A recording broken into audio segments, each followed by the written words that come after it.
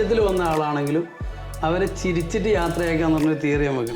ഞാനതിനെ പേഴ്സണലി കൂട്ടി കൊണ്ടുപോയിട്ട് എന്താണെന്ന് ചോദിച്ച് മനസ്സിലാക്കിയിട്ട് അൽഹംദുലില്ലാ ഇത്രയും കാലമായിട്ടും എനിക്ക് ഓരോ പേഴ്സണൽ ഇഷ്യൂസ് തീർത്തു കൊടുക്കാൻ പറ്റിയിട്ടുണ്ട്. ഡെയിലി അപ്ഡേഷൻ കറക്റ്റ് അല്ലെങ്കിൽ നമ്മളെ കയ്യിൽ നിന്ന് വല്ലാതെ പൈസ പോകുന്നൊരു ഫീൽഡാണ്. നമ്മൾ പൊതുവെ ഒരുവിധം നമ്മൾ 2-3 ആൾക്കാരെ എപ്പോൾ ലൈവിൽ മുന്നിലായിട്ട് ഉണ്ടാവും. പിന്നെ ബാക്കിയുള്ളവരെല്ലാം കോൺഫറൻസിലേക്കാണ് വരിക. Hi, welcome back to Darshana TV Safalami Yathra. ഇന്ന് ഞങ്ങൾ എത്തി നിൽക്കുന്നത് സൗദി അറേബ്യയിലെ റിയാദ് എന്ന സ്ഥലത്താണ്. ഇവിടുത്തെ പ്രശസ്തമായ അൽ സുബൈ സ്വീറ്റ്സ് എന്ന സ്ഥാപനം, അതിൻ്റെ സാരഥി അനസ് ബയ്യാണ് ഇന്ന് നമ്മോടൊപ്പം അതിഥിയായി എത്തിയിട്ടുള്ളത്. അദ്ദേഹം ജീവിതത്തിലൂടെ കടന്നു വന്ന വഴികൾ നമുക്ക് അദ്ദേഹത്തിൽ നിന്ന് തന്നെ നേരിട്ട് ചോദിച്ചറിയാം. അസ്സലാമു അലൈക്കും Anas. Welcome to Darshana TV Safalami Yathra. എവിടെയാണ് നാട്ടിൽ? ഞാൻ നാട്ടില് കണ്ണൂർ ഇരിട്ടിയിലാണ് അല്ലേ? ഇരിട്ടിയിൽ പഠിച്ചതൊക്കെ അവിടെ തന്നെയാണോ? പഠിച്ചതൊക്കെ അവിടെ. എത്ര വർഷമായി ഇവിടെ സൗദിയിൽ വന്നിട്ട്? ഇപ്പം 14 വർഷമായി. 14 വർഷത്തോളം. 14 വർഷമായിട്ട് സൗദിയിലാണ്. എന്തായിരുന്നു ആദ്യകാലത്തൊക്കെ വന്നിട്ട്? ഇവിടെ വന്ന സമയത്തൊക്കെ പിന്നെ എന്താ പറയുക, അന്നത്തെ കാലത്ത് ജോബൊക്കെ സെർച്ച് ചെയ്യാന്നുള്ള പറയുന്നത് നമ്മൾ വരുന്നത് തന്നെ പൊതുവേ ഈ ഫ്രീ വിസ എടുത്തിട്ട് വരുന്ന ഒരു സിസ്റ്റമായിരുന്നു. അങ്ങനെ വന്നത് ഒരു ഹൗസ് ഡ്രൈവർ വിസയിലാണ് വരുന്നത്, ഫ്രീ ആയിട്ട്. ആരെങ്കിലൊക്കെ ഉണ്ടായിരുന്നു ആ വരുന്ന സമയത്ത്? എൻ്റെ ഒരു ഫ്രണ്ട് ഉണ്ടായിരുന്നു, ഷൗക്കത്ത് എന്ന് പറഞ്ഞിട്ട്. ആളെ വിളിച്ചപ്പോൾ വിസ ഉണ്ടോ എന്ന് ചോദിച്ചു. അങ്ങനെ കയറി ഉണ്ട് എന്ന് പറഞ്ഞിട്ട് അങ്ങനെ വന്നതാണ്. ഫ്രീ വിസ ഉണ്ട് എന്ന് പറഞ്ഞിട്ട് വന്നു. ഹൗസ് ഡ്രൈവർ ആയിരുന്നു. അതൊക്കെ അതുകൊണ്ട് ഒരു പിന്നെ നമ്മളെ സെർച്ച് ചെയ്ത ജോബൊക്കെ ഈ ഹൗസ് ഡ്രൈവർ പ്രൊഫഷൻ ആകുമ്പോൾ കിട്ടില്ല പ്രൊഫഷൻ. പിന്നെ അന്ന് വന്ന സമയത്ത് തന്നെ കിട്ടിയത് എന്താ പറയുക, ഒരു റൂം ബോയുടെ ജോബായിരുന്നു. റൂം ബോയുടെ ജോബ് കിട്ടി. അന്ന് തന്നെ ടൂ മച്ച് ആയിരുന്നു പണി. നമ്മൾ ഇതുവരെ ജീവിതത്തിൽ എടുക്കാത്തൊരു ജോലിയൊക്കെ ആയിരുന്നു അതൊക്കെ. റൂം ബോയ് എന്നൊക്കെ പറയാം, ഒരു ബാത്റൂം ക്ലീനിക്കൊക്കെ ഒരു ജോബായിരിക്കും. ഹോട്ടലായിരുന്നു? അല്ല, ഒരു സ്റ്റാർ ഹോട്ടലായിരുന്നു, കുഴപ്പമില്ലാതെ. പക്ഷെ അത് ഭയങ്കര കൂടുതൽ റൂംസൊക്കെ ഉള്ള വലിയൊരു ഹോട്ടലായിരുന്നു. കാരണം അത്യാവശ്യം നമ്മൾ ആ നാട്ടിൽ നിന്ന് നമ്മളെ സ്വന്തം ടോയ്ലറ്റ് ക്ലീൻ ചെയ്ത് പരിചയമില്ലാത്ത ഒരാൾ ഇവിടെ വരുമ്പോൾ ഉണ്ടാകുന്നത് സ്വാഭാവികമായിട്ടും. പിന്നെ ആ സമയത്ത് പിടിച്ച് നിന്നു. നിന്ന് അവിടുന്ന് പിന്നെ ഇവിടെ ബത്ത എന്ന് പറഞ്ഞൊരു സ്ഥലമുണ്ട്, മലയാളികൾ കൂടുതലുള്ള സ്ഥലം. അവിടെ നമ്മളൊരു സുഹൃത്തുണ്ടായിരുന്നു. അവിടെ നിന്ന് ജോബ് ഉണ്ടോ എന്ന് ചോദിച്ച സമയത്ത് പറഞ്ഞു ഇവിടെ പുറത്തുനിന്ന് റെഡിമെയ്ഡ് ഷോപ്പായിരുന്നു. അവിടെ നിന്ന് ഇങ്ങനെ ആളെ വിളിച്ച് കടയിലേക്ക് കയറ്റുന്നുണ്ടോ. ആ ജോബ് ഉണ്ടെന്ന് പറഞ്ഞു. പിന്നെ അവിടെ നിന്നു. അവിടെ നല്ല സഹകരണമായിരുന്നു. പക്ഷെ സാലറി നമ്മളെ സംബന്ധിച്ചോളം സാലറി ഇല്ല. ഇതിനൊന്നും ഒരു സാലറി, ചെറിയൊരു സാലറിയും പിന്നെ റൂം ചിലവൊക്കെ കഴിഞ്ഞ് നാട്ടിലേക്ക് അയക്കാനൊന്നും ഉണ്ടാവില്ല. ആ സമയത്താണ് പിന്നെ അടുത്ത ജോബ് സെർച്ച് ചെയ്യുന്നത്. അങ്ങനെ ഒരു 3-4 മാസം അവിടെ നിന്നു. പിന്നെ ഒരു ഹോൾസെയിൽ ഫീൽഡിൽ തന്നെ ഉള്ള ഒരാളുണ്ടായിരുന്നു, അവിടത്തേക്ക് എത്തി. കമ്പ്യൂട്ടറും കാര്യങ്ങളൊക്കെ ഞാൻ അന്ന് പഠിച്ച ജോബിന് സെയിം ആയിട്ടുള്ളൊരു ജോബായതുകൊണ്ട് ഞാൻ അതെടുത്തു. എന്തായിരുന്നു നമ്മുടെ ബാക്ക്ഗ്രൗണ്ട്? എന്താണ് പഠിച്ചത്? ഞാൻ ഹാർഡ്വെയർ നെറ്റ്വർക്ക് എഞ്ചിനീയറാണ്. ഹാർഡ്വർക്ക് നെറ്റ്വർക്ക് എഞ്ചിനീയർ ആയിട്ട് വന്നിട്ട് നമ്മൾ ഹോട്ടലിൽ ജോബ് ചെയ്തു. അപ്പം ആ ഒരു എന്ത് ചെയ്യാനുള്ള മനസ്ഥിതി, അതാണ് നമ്മുടെ സക്സസിന്റെ മെയിൻ പ്രധാനം. നാട്ടിൽ നിന്ന് അങ്ങനെ തന്നെ എന്ത് ജോലിയും നാട്ടിൽ നിന്നും എടുത്ത് ശീലമുള്ള. പിന്നെ അൽഹംദുലില്ലാ പിന്നെ സ്വന്തമായിട്ട് തുടങ്ങാന്നുള്ളൊരു തിയറി വന്നു. അങ്ങനെയാണ് അൽ സുബൈ സ്വീറ്റ്സ് ഉണ്ടാകുന്നത്. ഇപ്പൊ എത്ര വർഷമായി ഇത് തുടങ്ങിയിട്ട്? 4 വർഷത്തോളം. 4 വർഷത്തോളം.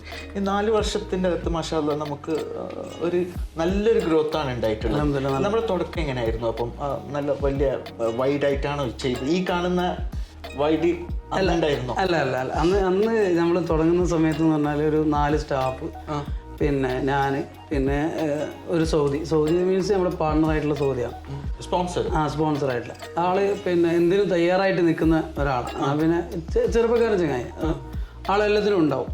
പിന്നെ ആളുണ്ടാവും. പിന്നെ ഞാൻ എന്താ പറയുക, ബില്ലടിക്കും, ക്യാഷ് വാങ്ങിക്കും. ഇതൊക്കെ ഒറ്റ ഇതിൽ തന്നെ സെക്ഷനിൽ തന്നെ ചെയ്തുകൊണ്ടിരുന്നതാണ്. പിന്നെ അൽഹംദുലില്ലാ പിന്നെ നമ്മൾ പിന്നിലോട്ട് നോക്കട്ടെ വന്നിട്ടില്ല. പിന്നെ ഓൾറെഡി നമുക്ക് കോണ്ടാക്ട്സ് ഉണ്ട് മാർക്കറ്റിൽ, നമ്മുടെ പേരുണ്ട് ഓൾറെഡി.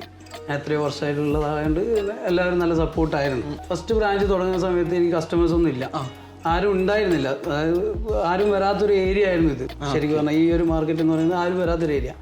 അവിടെ പിന്നെ ഓരോരുത്തർ വന്നു തുടങ്ങി. അൽഹംദുലില്ലാ വന്ന ആൾക്കാർ നമ്മളായിട്ട് നല്ല സഹകരിക്കും.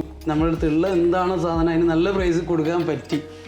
അതുതന്നെയാണ് നമ്മളെ മാർക്കറ്റിൽ നമ്മളെ പേരങ്ങനെ വരാൻ കാരണം. എന്താണ് നമ്മുടെ മാർക്കറ്റിംഗ് സ്ട്രാറ്റജി? ഈ ഇത്ര പെട്ടെന്ന് ഇങ്ങനെ വളർച്ച ഉണ്ടാകുമ്പോഴേക്ക് അത് സ്വാഭാവികമായിട്ടും നമ്മൾ എന്തോ ഒന്ന് നമ്മൾ ചെയ്തത് സക്സസ് ആയി എന്നല്ലേ?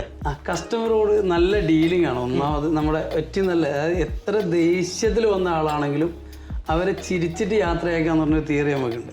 നമ്മളെല്ലാ സ്റ്റാഫിനോടും നമ്മളിപ്പം പറയുന്ന എന്ത് സംഭവിച്ചാലും ചിരി മുഖത്ത് മായാൻ പാടില്ല. ചൈനക്കാർ പറയാറുണ്ട് നിനക്ക് ചിരിക്കാൻ അറിയില്ലെങ്കിൽ നീ ബിസിനസ് തുടങ്ങരുത്. അതെ, ആ ഒരു സ്ട്രാറ്റജി നമ്മൾ വല്ലാണ്ട് കീപ്പ് ചെയ്യും. നമ്മുടെ ഏത് സ്ഥാപനവും അതിന്റെ ബാക്ക് ബോൺ എന്ന് പറയുന്ന സ്റ്റാഫാണ്. അതെ, എത്രത്തോളം സ്റ്റാഫ് ഉണ്ട് നമുക്കിവിടെ? ഇപ്പൊ നമ്മൾ ടോട്ടല് 100 and above അൽഹംദുലില്ലാ ഇപ്പൊ ഉണ്ട്. ഈ 100 and above സ്റ്റാഫ് എന്ന് പറയുമ്പോൾ ഏകദേശം ഒരു 100 more than 100 കുടുംബത്തിന് നമുക്ക് ഒരു ഹെൽപ്പ് ആവാൻ പറ്റുന്നുണ്ട്. അത് വലിയൊരു കാര്യമാണ്.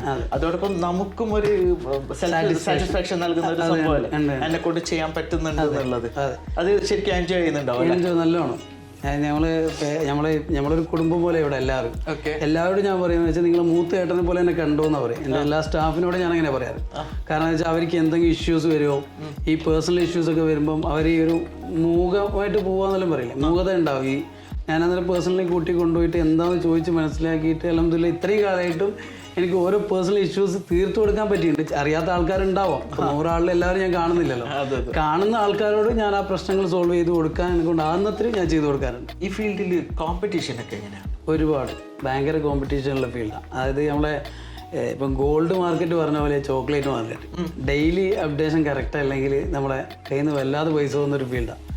ഈ നമ്മൾ ചോക്ലേറ്റ് പോരായിട്ട് നമ്മളിപ്പം ഓൾറെഡി ഇപ്പോൾ ഫുഡ് സ്റ്റെപ്പിലേക്ക് നമ്മൾ കൈവച്ച് തുടങ്ങി. അതായത് ഫുള്ളായിട്ടില്ല, ചെറുങ്ങനെ നമ്മൾ സ്റ്റാർട്ടപ്പിലാണുള്ളത്.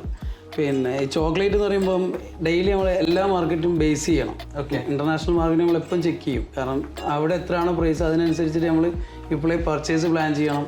ഒരു 3 മാസം കഴിഞ്ഞ് എങ്ങനെയാണ് പ്രൈസ് എന്നുള്ള ഇപ്പോഴേ കാൽക്കുലേഷൻ ചെയ്യേണ്ടതായിട്ട് വരും. അനസ്ബൈക്ക് എങ്ങനെ പാർട്ട്ണർ ഉണ്ടോ?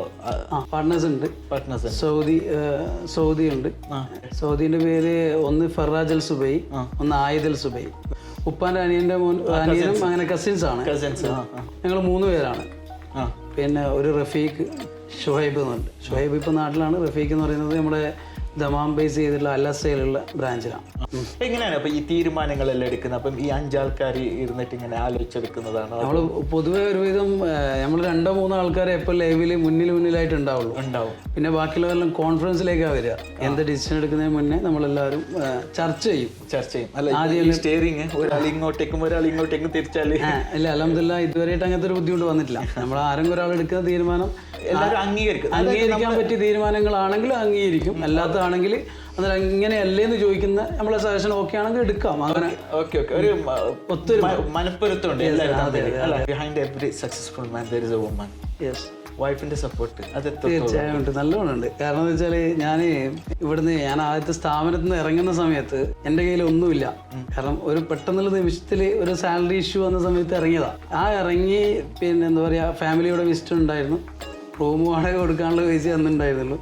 എന്ത് ചെയ്യുമെന്ന് ചോദിച്ചാൽ എന്നോട് പറഞ്ഞത് അല്ല ഉണ്ട് നമുക്കെന്ന് പറഞ്ഞ ആളാണ് എൻ്റെ വൈഫ്. അന്ന് എനിക്ക് കോൺഫിഡൻസ് തന്നിട്ടില്ലെങ്കിൽ തകർന്നു പോയിട്ടുണ്ടാവും. അതെ, അന്ന് എൻ്റെ ഒരു ഫ്രണ്ട് കൂടി ഉണ്ടായിരുന്നതിന് സഹായിക്കാനായിട്ട്.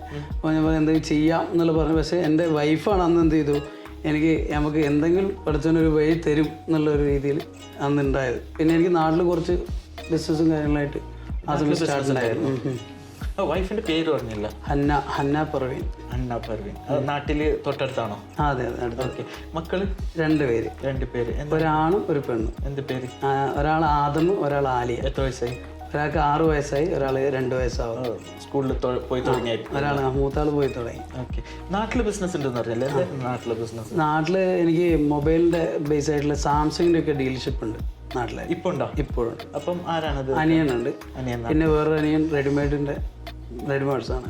അവർ ഗൾഫിൽ വന്നിട്ടില്ല? ഇല്ല, ഒരാൾ വന്നിട്ടില്ല, ഒരാൾ ഇവിടെ ഉണ്ടായിരുന്നു. ശരി. അതാണ് വേറെ ജോബായിട്ട് ഇവിടെ ഉണ്ടായിരുന്നു, പിന്നെ തിരിച്ചുപോയി. പിന്നെ അനസ്ബായിന്റെ പാരൻസ് അനസ്ബായിന്റെ ലൈഫിൽ എത്രത്തോളം ഇൻഫ്ലുവൻസ് ചെയ്തിട്ടുണ്ട്? അതായത് എൻ്റെ 2 ആളും ഉമ്മയും ഉപ്പയും ഇപ്പം ഇല്ല, മരണപ്പെട്ട 2 പേരും. ആ സമയത്ത് ഞാൻ പണ്ട് ഒരു 14 വയസ്സ് കഴിഞ്ഞപ്പോൾ ഞാൻ ടൗണിലേക്ക് ഇറങ്ങിയ വ്യക്തിയാണ്. ഈ ജോബും അതായത് നാട്ടിൽ ഫുട്പാത്ത് തുടങ്ങാന്നൊക്കെ പറയില്ലേ, അങ്ങനെ തുടങ്ങിയ വ്യക്തിയാണ് ഞാൻ. ആ സമയത്ത് പിന്നെ 2 പേർക്കും അസുഖങ്ങളും കാര്യങ്ങളൊക്കെ ഉണ്ടായിട്ട് ഒരുപാട് ബുദ്ധിമുട്ടുകളായിരുന്നു ലൈഫിൽ. വളരെ ട്രാജഡി ആയിരുന്നു. ആ സമയത്ത് അവരൊക്കെ നമുക്ക് എന്താ പറയുക, അവരൊക്കെ ദുആയിലാണ് നമ്മളുണ്ടായിരുന്നത്. ആ ദുആയാണ് നമ്മൾ മുന്നോട്ട് പോകുന്നതിൻ്റെ തീരുമാനം. താങ്കളുടെ ഈ തിരക്ക് പിടിച്ച ജീവിതത്തിനിടയിലും നമ്മുടെ ദർശന ടി.വിയുടെ സഫലമീ യാത്ര എന്ന പ്രോഗ്രാമിന് സമയം തന്നതിൽ വളരെ സന്തോഷമുണ്ട്. താങ്കളുടെ ഇനിയുള്ള അങ്ങോട്ടുള്ള ലൈഫും ഇതുപോലെ തന്നെ ഹാപ്പിയായി പോകട്ടെ എന്ന് ആശംസിക്കുന്നു. Thank you.